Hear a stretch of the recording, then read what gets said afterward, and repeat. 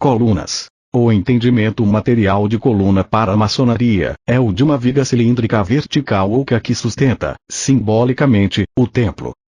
Arquitetonicamente, as colunas possuem diversas formas de adornos, sendo encimadas por capitéis, com composições variando entre gregas, egípcias, romanas, etc. Desde que o templo maçônico deva ser entendido, principalmente, como espiritual, a coluna se torna o seu centro, o ponto nevrálgico e o comando das decisões. Assim, a coluna pode ser considerada como o esteio, o sustentáculo e a parte principal das coisas. Em toda loja maçônica existem 3 colunas representativas principais, a saber, a do VM, que significa sabedoria, a do primeiro vigilante, que mostra a força, e a do segundo vigilante, que representa a beleza. Quando se trabalha em oficina de aprendiz, deve ser mais destacada a coluna do vigilante, que se denomina coluna B em alguns ritos, e J em outros, mas sempre representando a alegria, pois é a coluna dos aprendizes, em razão de ser essa coluna o lugar onde se assentam em loja pela primeira vez os recém-iniciados. O lugar dos aprendizes é o local de quietude, a mais sábia de todas as virtudes, por isso é a coluna do silêncio, da beleza e da alegria, pois seria onde esses integrantes receberiam seus salários durante cerca de 3 anos, tempo necessário inicialmente para se formar um aprendiz maçom.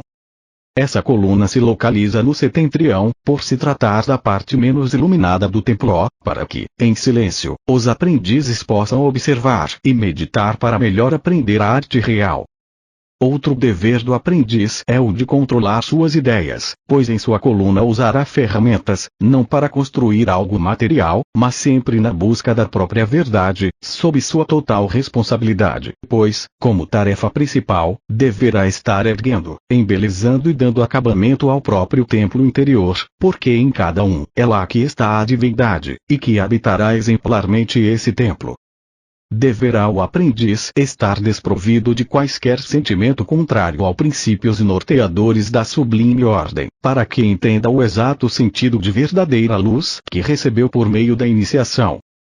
O aprendiz, quando foi colocado em estado primitivo de cegueira, desprovido de metais, e nem nu e nem vestido, recebeu simbolicamente como ferramentas do trabalho o maço e o cinzel, instrumentos que, no seu descanso, serão guardados longe das vistas profanas, no interior daquela que é a sua coluna.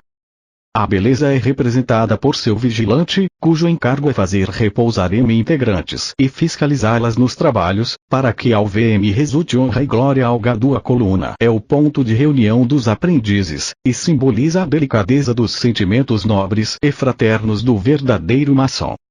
Essa coluna relembra a infinita sabedoria do gadu, que a sua força onipotente e a beleza de sua capacidade criadora, resplandece com ordem e simetria na natureza, porque demonstra o ternário sublime de sua lei, isto é, a verdade, a justiça e a harmonia. Aos ritos que denominam essa coluna pela letra J, vale mencionar essa letra é a inicial do nome do terceiro filho de Simeão, sendo este filho de Jacó, o pai dos Jaquinitas, que formaram a 21 das 24 famílias sacerdotais dos judeus. A letra J significa homem justo e também estabelecer ou tornar estável, motivo pelo qual a coluna é tida ainda como a do estabelecimento.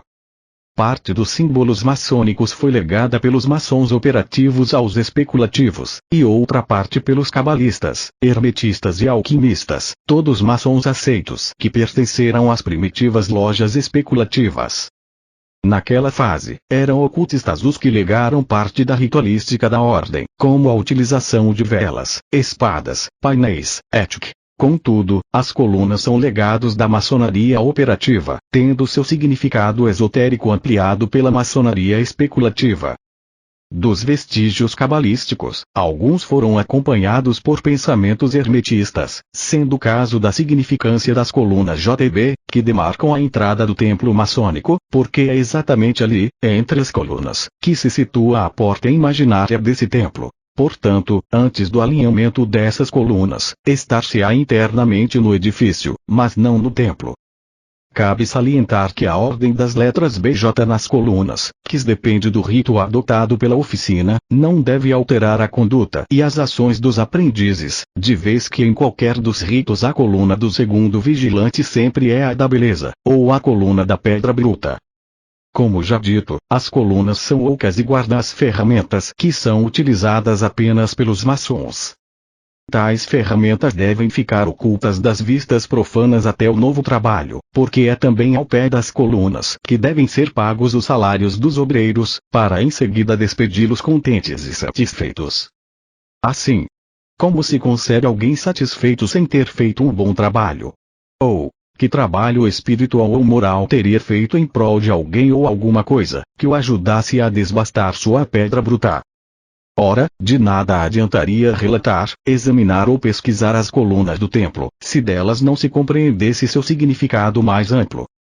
Certamente, nada útil resultará referente ao simbolismo dessas colunas, se a porta do templo do seu eu interior estiver fechada aos ensinamentos da sublime instituição.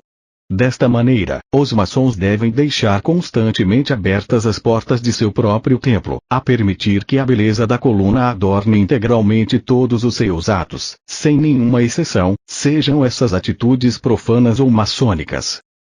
Finalmente, o maçom com o controle de suas ações, a estabilidade de suas emoções, a submissão de sua vontade, e a firmeza e retidão de sua conduta, é muito provável que consiga vencer suas paixões, e somente assim, será possível fazer novos progressos, mantendo bela a própria vida, o que permitirá calçar de novo as brancas luvas para um novo trabalho, com a consciência exultante e limpa do dever cumprido. Que o Gadu os ilumine e guarde.